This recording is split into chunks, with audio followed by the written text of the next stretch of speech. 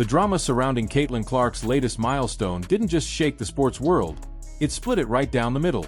Because when Forbes dropped its 2025 Most Powerful Women in Sports list, the reaction inside the WNBA wasn't celebration. It was silence. And in that silence, one voice stood out. Angel Reese, visibly fuming as the entire league pretended not to notice that Clark had just done what no player, not even the most decorated veterans, had ever achieved. At just 22 years old, Caitlin Clark ranked 4th on Forbes' list. Higher than Serena Williams, higher than Simone Biles, higher than Coco Gauff. Only 3 billionaire owners sat above her. That's not just impressive, it's historic. A rookie who's been battling injuries was officially declared one of the most powerful women in all of sports. Forbes didn't mince words, calling her the spark that lit the match that set women's sports on fire, a statement that hit harder than any headline before it. But while the world celebrated this generational moment, the WNBA, the league that claims to champion women's empowerment, said absolutely nothing. No tweet from the league office. No press release. Not even a token "congrats" from the official account. And that silence spoke louder than any statement ever could. Because beneath it all, one truth was impossible to ignore. Caitlin Clark had outgrown the league's politics. She wasn't just a player anymore. She was the product. Her rise had been meteoric. When Clark played, arenas sold out. Cities that hadn't filled seats in a decade were suddenly overflowing with fans. Ticketing sites crashed under the demand. Entire local economies benefited when she came to town. Hotels, restaurants, and small businesses thriving because of one rookie's presence. And when she got injured and stepped off the court, her influence didn't fade, it grew. Her name alone could move headlines, merchandise, and money. Meanwhile, Angel Reese was watching all of this unfold, and she wasn't happy.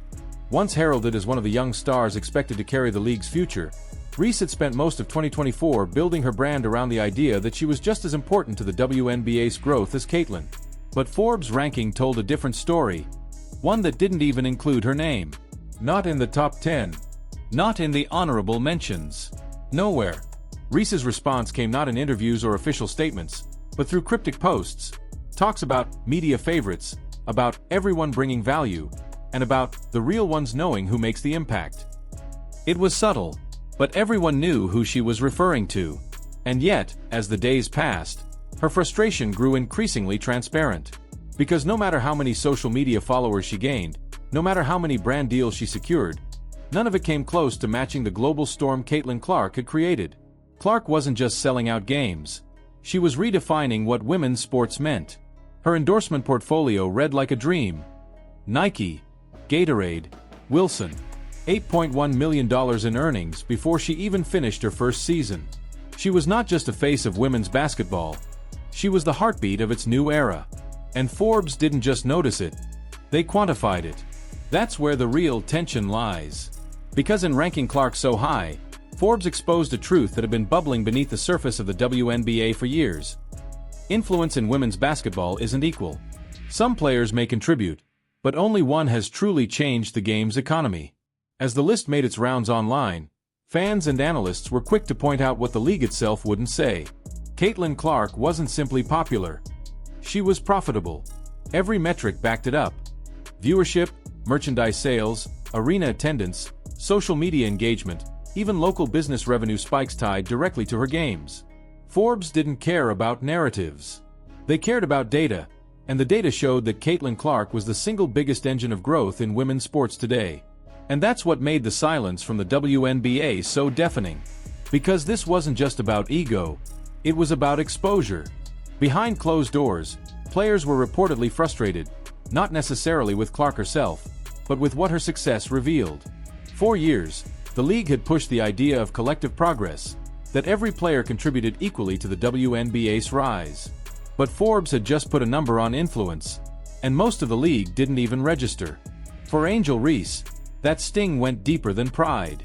She had positioned herself as Clark's rival, the equal force in a new generation of women's basketball. Stars. The two had history, the college rivalry, the championship theatrics, the personality clashes that made headlines for months. But Forbes wasn't interested in rivalries. They were interested in results. And Clark's results weren't just visible, they were undeniable. As debates exploded online, a few players tried to publicly congratulate Caitlin. Sophie Cunningham, newly signed to the Indiana Fever, posted a heartfelt message celebrating her teammates' achievement. It was a classy move that stood in sharp contrast to the eerie silence from others around the league. That moment highlighted the divide perfectly. Some players understood that Clark's success was everyone's success, while others saw it as a threat to their own. And that divide is dangerous. Because right now, the WNBA is in the middle of negotiating its next collective bargaining agreement, fighting for higher salaries, better travel, and more revenue sharing. But here's the uncomfortable truth. Their biggest bargaining chip isn't a committee, or a slogan, or a campaign. It's Caitlin Clark. When networks commit millions in broadcast deals, when sponsors sign multi-year partnerships, when fans flood arenas, it's her name driving the numbers. And the players who resent her are still cashing checks written in her wake. Forbes' analysis went deeper than hype. Their experts evaluated social media engagement, merchandise sales, endorsement value, and cultural relevance. That's how Clark, a second-year pro, ended up ranked higher than global legends like Serena Williams and Simone Biles. It wasn't about respect, it was about reach. Serena and Simone built legacies over decades. Caitlin had built an empire in less than 2 years. But perhaps the most striking thing about Forbes' write-up was how they describe her impact beyond basketball.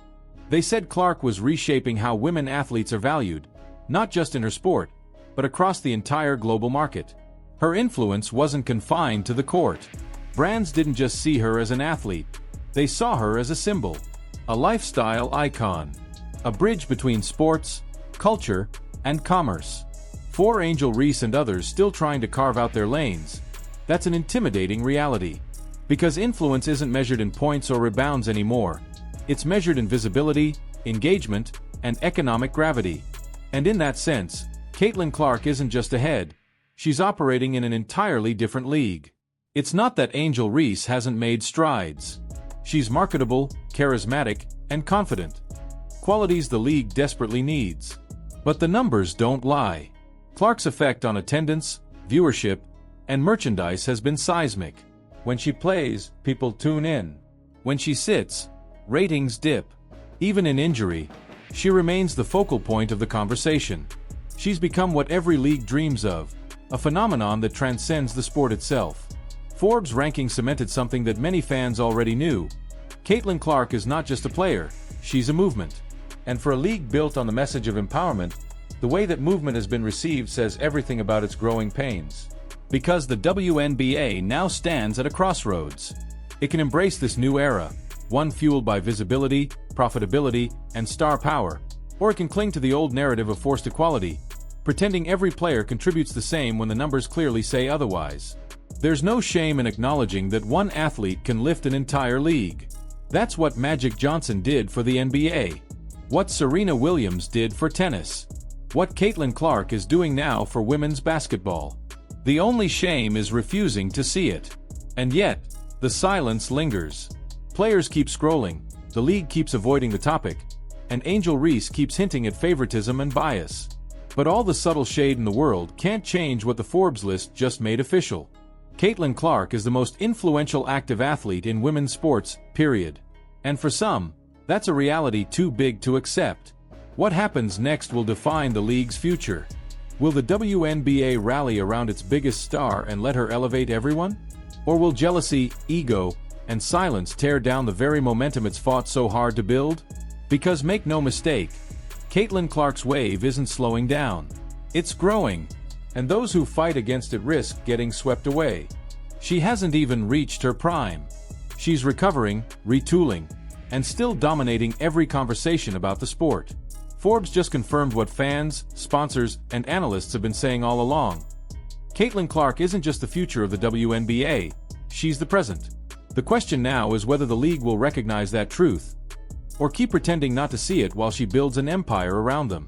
So what do you think? Is Forbes right to rank Caitlin Clark this high, or is the league's silence justified? Has Angel Reese been unfairly overshadowed, or is this simply the reality of impact and economics? Drop your thoughts in the comments, and don't forget to like, subscribe, and turn on notifications. Because this story, and this rivalry, are far from over.